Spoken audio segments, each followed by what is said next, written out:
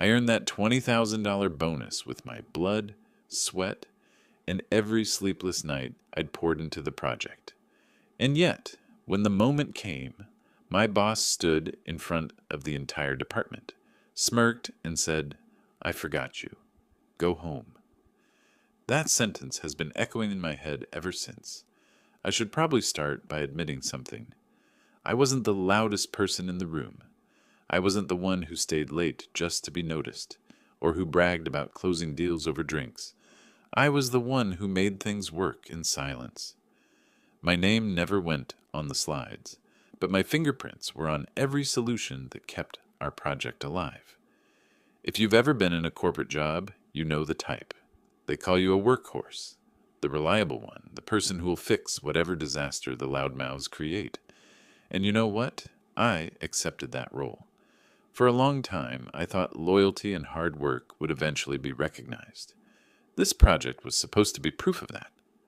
12 months. 3 different international branches.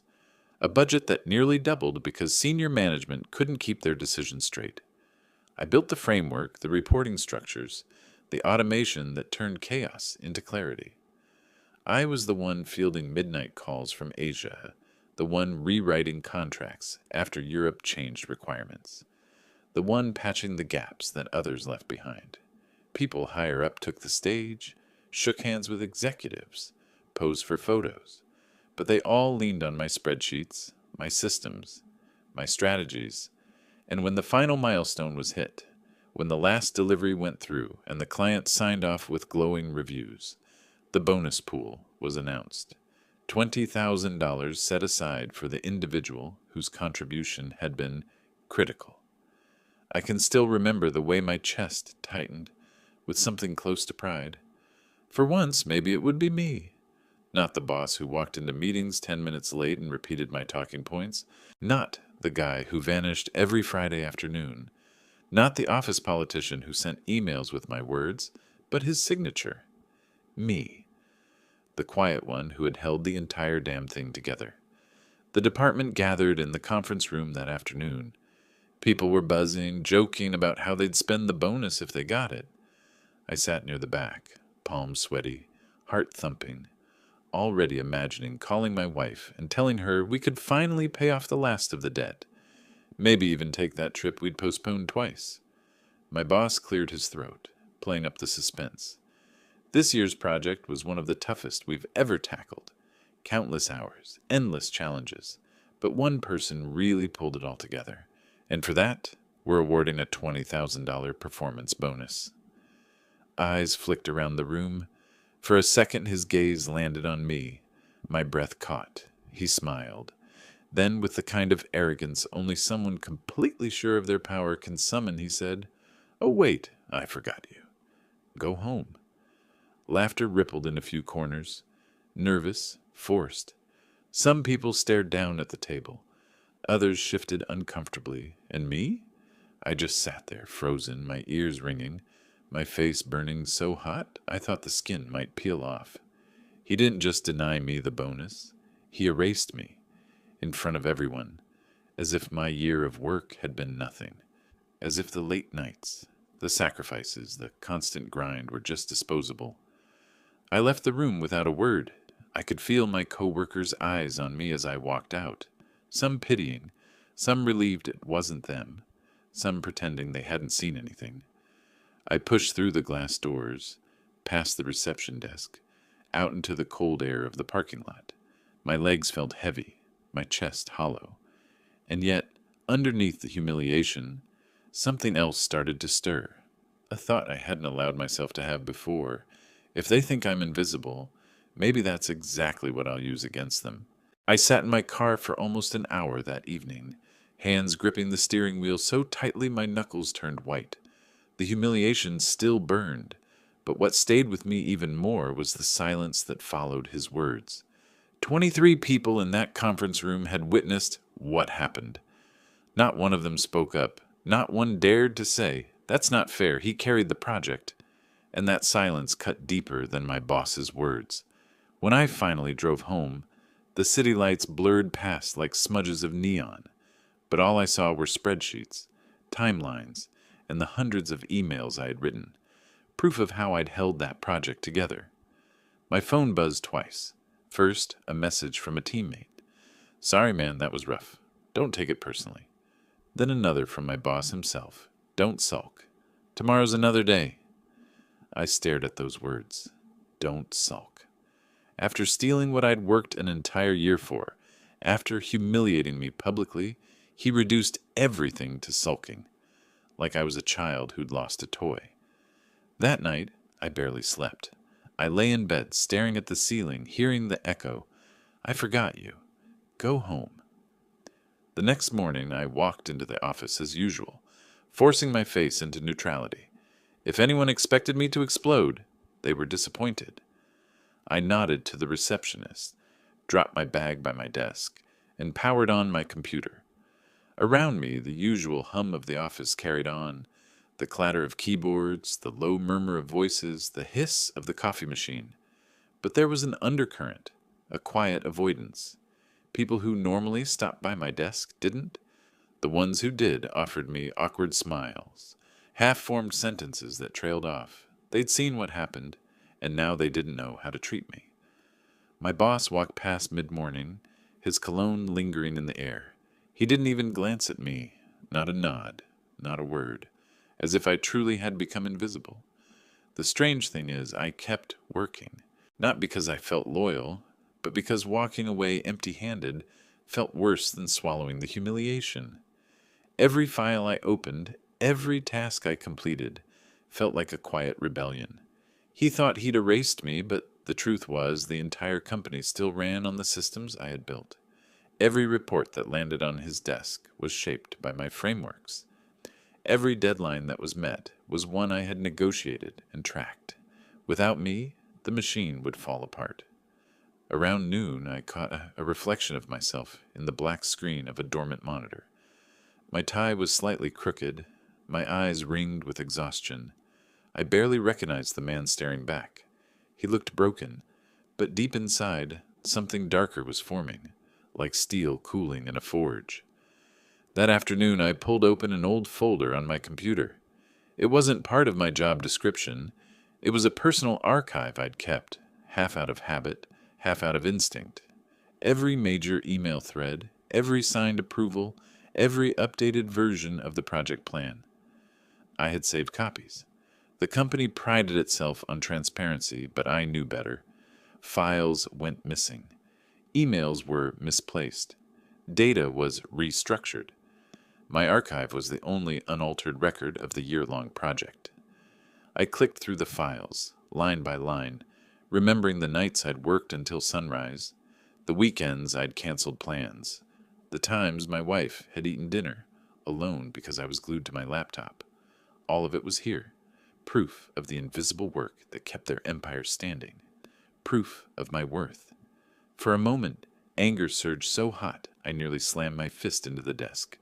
But then I stopped, breathed, and let the anger settle into something colder, more deliberate. I realized I wasn't just sitting on files. I was sitting on leverage. The office clock ticked past 6, most people heading home, lights dimming one row at a time. I stayed behind, staring at my archive, a quiet smile pulling at the corner of my lips.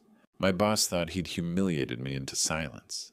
What he didn't realize was that he'd just given me the perfect reason to stop being silent at all. The breaking point came 3 nights later. I was the last one in the office, the kind of night where the hum of the fluorescent lights feels louder than your own heartbeat. My boss's door was cracked open. He'd left in a hurry earlier, jacket slung over his chair, half a glass of whiskey still sweating on his desk. I should have walked past. Instead, something drew me closer. On his desk lay a stack of printed documents. My project, my work. But as I flipped through the pages, my stomach dropped. My name wasn't on a single sheet. He'd scrubbed me completely. Charts I had designed, strategies I had written, analyses I had bled over, now credited to executive leadership, his leadership. And then I saw it. A memo addressed to the executive board. He was positioning himself as the mastermind behind the project, claiming that the success was due to his innovative management style and decisive resource allocation. In bold at the bottom was a note. This outcome demonstrates my readiness for promotion to regional vice president. I laughed, but it wasn't the kind of laugh you let out with friends. It was sharp, bitter, the sound of something snapping inside me. He hadn't just taken my bonus. He was using my work as a ladder to climb higher, erasing me completely in the process.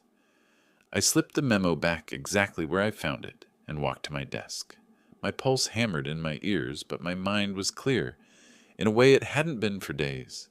There would be no apology, no recognition, no fairness. The game was rigged, and if the game was rigged, then the only move left was to stop playing by his rules. That night, I opened my personal archive again, but this time I didn't just scroll, I started compiling. Every email where he dismissed my suggestions, later rephrased as his own. Every budget correction I'd made that saved thousands while he boasted in meetings. Every project plan I had signed off on while he was out networking. I assembled them into a timeline, a narrative that was impossible to dispute. My fingerprints were everywhere.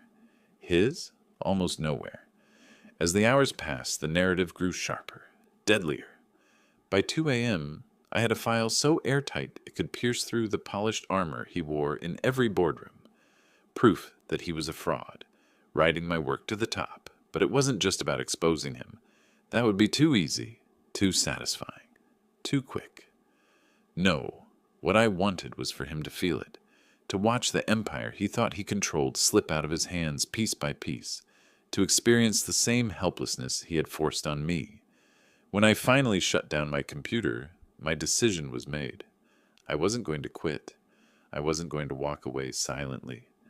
I was going to stay right here, in the belly of the beast, and let him believe he'd won. While I sharpened the knife of every overlooked detail, every forgotten credit, every erased line of recognition, he thought he had erased me.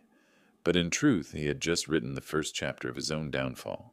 I became a ghost in my own office.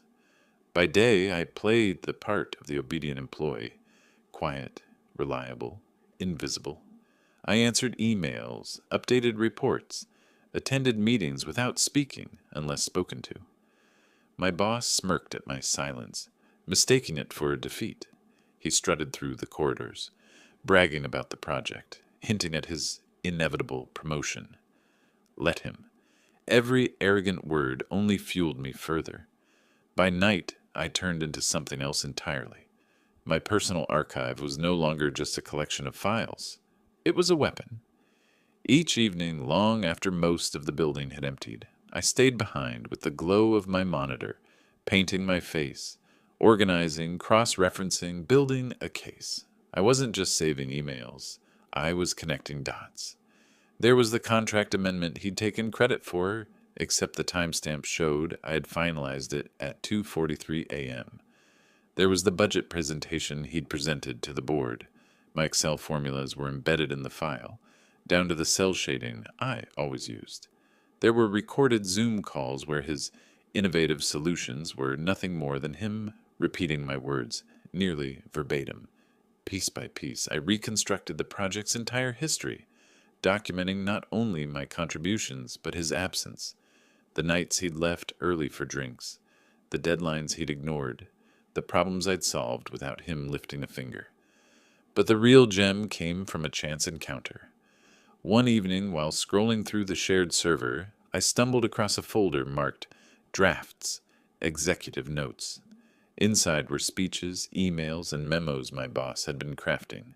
They were riddled with inconsistencies, claims of strategies he hadn't written, meetings he hadn't attended, ideas he'd supposedly conceived months before I'd even joined the project. He wasn't just arrogant. He was rewriting history. I copied everything, every file, every draft, every shred of inflated self-praise.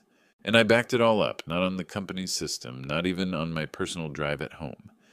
I used an encrypted cloud service he would never be able to touch. Redundancy became my obsession. 3 backups, spread across 3 different platforms, each hidden behind layers of passwords and 2-factor authentication. If he tried to bury me again, I'd have the receipts. The deeper I went, the more I realized how fragile his empire was. Strip away the lies, and there was nothing underneath. He needed my work like scaffolding. Without it, the whole structure would collapse. And I, quiet, invisible me, was holding all the beams in place. At times, paranoia clawed at me. Every time he lingered by my desk, every time he glanced over in a meeting, I wondered if he suspected. Once, he caught me copying files to an external drive. My pulse spiked so hard I thought my chest would give out, but he only frowned and muttered about IT policies before wandering off. Too arrogant to imagine I could be a threat. The irony was almost poetic. He had dismissed me as forgettable, disposable, and because of that, he never saw the storm gathering right beneath his nose. By the end of the month, my arsenal was complete, a meticulously ordered archive that could dismantle his credibility in minutes. Emails, contracts, spreadsheets, audio clips, server logs, the entire truth sharpened into a blade. And I wasn't done. Not yet. Exposing him would be satisfying, but timing was everything. If I moved too soon, he'd play the victim, spin the narrative, maybe even survive. No, I would wait until the exact moment when he was standing at the peak of his arrogance, when the fall would be the hardest, the most humiliating, the most permanent. Until then, I smiled politely, nodded through meetings, and let him believe I had accepted my place in the shadows, all while I was quietly writing the script for his downfall. He started to notice.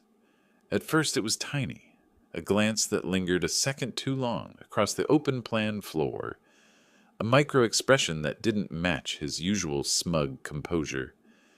Then it became deliberate. He began to hover near my desk under the pretense of checking in, asking questions that had obvious answers, and peering at screens that were either dark or displaying unrelated documents. Once he intercepted me in the stairwell and asked, very casually, "Everything all right with the Henderson deliverables?" As if he did not already know I'd been the one chasing down the 4 missing approvals at 2 a.m. He was fishing, and fishes that are used to being fed grow sloppy. But even as his movements sharpened, he remained theatrically confident in front of others. He kept the smile that said, "I'm above this. I don't need to stoop." Behind closed doors, though, the smile was cracking. He started calling people into his office more. Brief, urgent one-on-ones that always ended with him reminding them of loyalty and the right way to behave. The language of a man who felt his ladder wobbling and tried desperately to tighten the rungs. For me, the escalation was both a risk and confirmation. If he suspected something, then my work mattered. If he suspected something and could not find evidence, his paranoia would drive him into mistakes. Either outcome worked in my favor. One Tuesday, he called me into his office for a quick chat. The quick chat lasted an hour. "Look," he said, leaning back, hands steepled in what I used to admire in other leaders, "the board is asking questions. They want to understand exactly how we handled the client migration. There's chatter about consolidating operations and streamlining roles." His eyes fixed on me in a way that was almost apologetic. "You know I value you, but the board needs to be certain we're not bloated. We don't want surprises." It was a threat disguised as concern. I could have told him then, "Do what you like, I have backups." I could have stood up, slapped his desk, and announced the history of every late-night fix. But drama is for TV. The real world requires patience and precision. I said softly, "If they have questions, I'll happily walk them through our processes. Transparency's always been my priority." He studied me. "Good, that's good."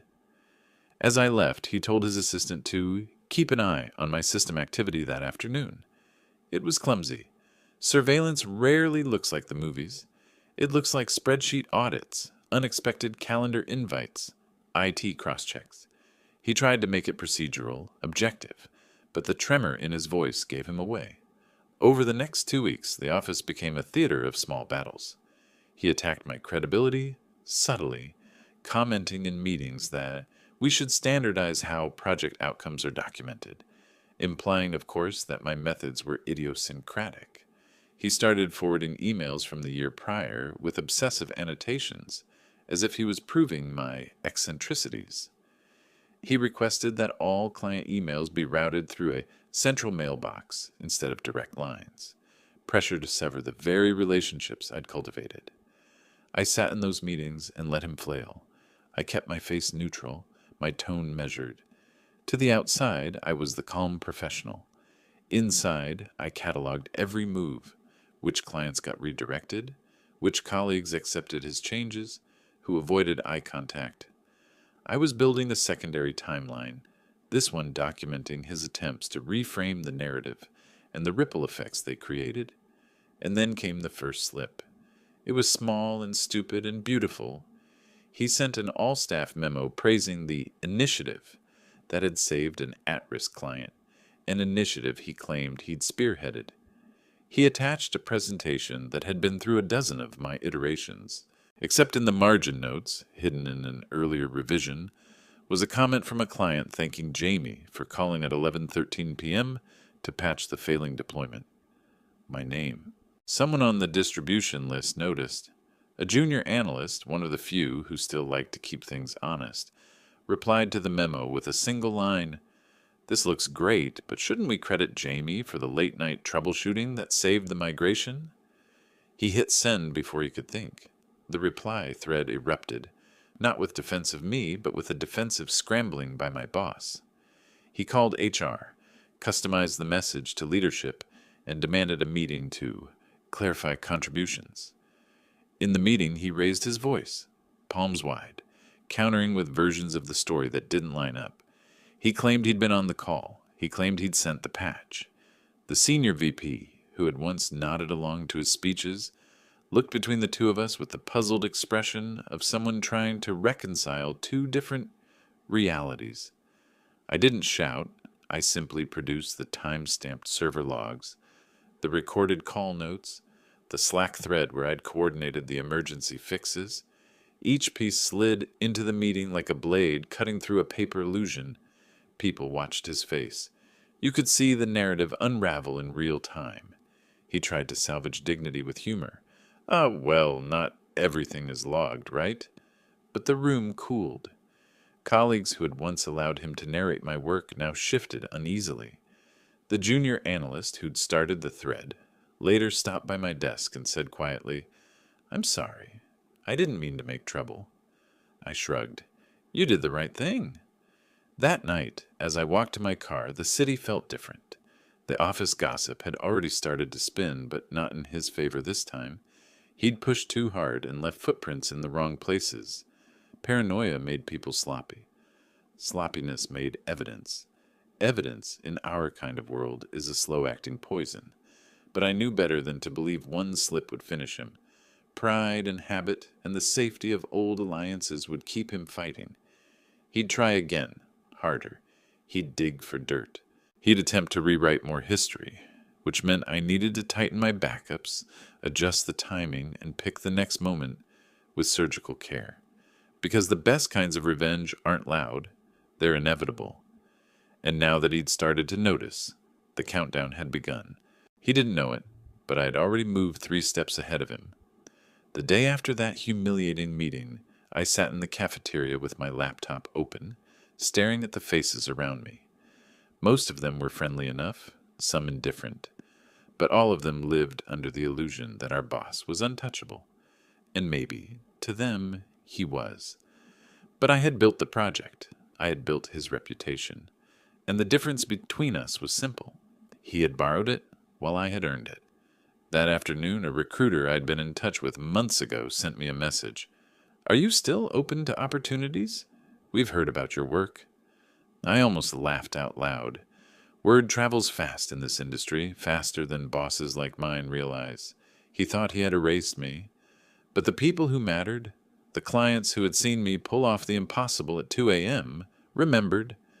I answered, keeping my tone polite, professional, but underneath every keystroke there was a thrill I hadn't felt in months. They weren't just interested, They wanted me to meet the board, a company that was bigger, sharper, and hungrier than ours. And unlike my current employer, they weren't in the business of forgetting people who delivered. But before I could walk away, I wanted something more. Not just recognition, not just money, justice. So while I quietly entertained the new offer, I began the second phase of my plan. I knew when the quarterly review would take place. I knew that my boss had been preparing to present his achievements to the executive board, padding the slides with my work and throwing in buzzwords he barely understood. I also knew one thing he didn't. Every piece of data he was about to show off had been built, formatted, and timestamped by me. I had the originals. On the night before the review, I stayed late again. The office was deserted, but my screen glowed with a quiet vengeance. I made 2 versions of the final report. One, the sanitized, polished version my boss intended to pass off as his own. The other, the unedited archive with metadata intact. Timestamps, author tags, edit histories, everything that proved who had done the heavy lifting. I uploaded the second version to a secure drive, accessible only with a private link. And then I scheduled an email. The email wasn't addressed to my boss. It was addressed to the board. The subject line was simple: clarification on project ownership. The body was even simpler. Since tomorrow's review will focus on outcomes, I thought it best to provide you with the raw documentation for transparency. Please find attached the full version of the project files, with original authorship intact. I didn't send it immediately. I set it on a timer, programmed to land in their inboxes at 9:05 a.m., 5 minutes after my boss was scheduled to begin his big presentation. The next morning, I walked into the office calm, almost serene. My boss looked restless, adjusting his tie, rifling through his notes. He gave me a glance that was meant to intimidate, but I barely noticed. My phone buzzed once in my pocket, confirmation that the scheduled email had been delivered. At 9:07, as he clicked through the first few slides, I saw it happen. One by one, executives' phones and tablets lit up. Notifications popped across the table. Brows furrowed, fingers scrolled, and then silence, thick, suffocating silence, the kind that no amount of corporate jargon could fill.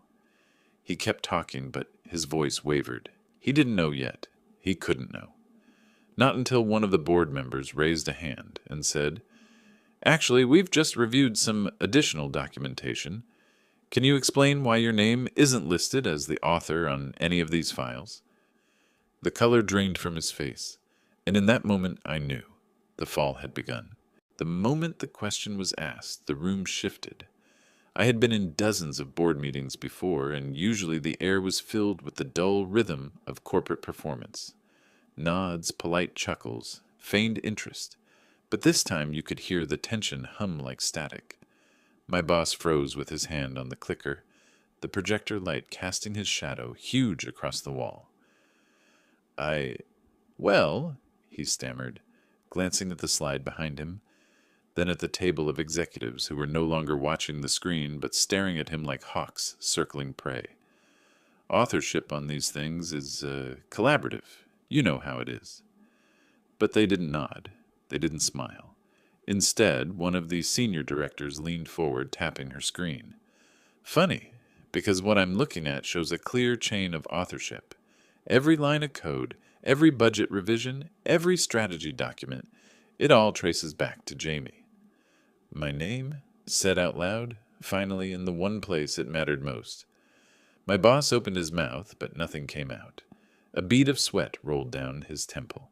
He tried to recover, launching into buzzwords, talking about leadership vision and strategic oversight. But it was useless. The board members weren't buying it anymore. They were flipping through the files I'd sent, reading the unaltered history, and seeing him for what he really was, a man standing on scaffolding someone else had built. And then the question started. Why did you claim sole credit in your memo? Why is there no evidence of your direct involvement? Can you explain the discrepancy between your version and the documentation? Each question was a nail in his coffin. His voice cracked, his answers grew defensive, and with every passing minute, the carefully polished image he'd cultivated crumbled like wet paper. By the time the meeting ended, he wasn't strutting. He wasn't smirking. He left the room pale, his jaw clenched, his eyes darting like a trapped animal, searching for an exit. The executives lingered, though, some shaking my hand, others thanking me quietly for the transparency. For the first time in a year, I walked out of that boardroom with my head high. But karma wasn't finished with him. In the days that followed, whispers spread through the office like wildfire. At first it was subtle, raised eyebrows when he passed, hushed conversations that went silent when he entered a room. Then the rumors began to harden into truths. People compared notes. They remembered late nights when I'd been the one fixing problems. They recalled meetings where he parroted my words. One by one, the illusions shattered. Clients started asking for me by name. Executives began bypassing him entirely, coming straight to my desk for explanations. His authority withered in real time, every power play collapsing under the weight of facts. And then came the final blow, the promotion he had been angling for, the one he had practically declared inevitable, was quietly given to someone else. Not him. He wasn't even shortlisted.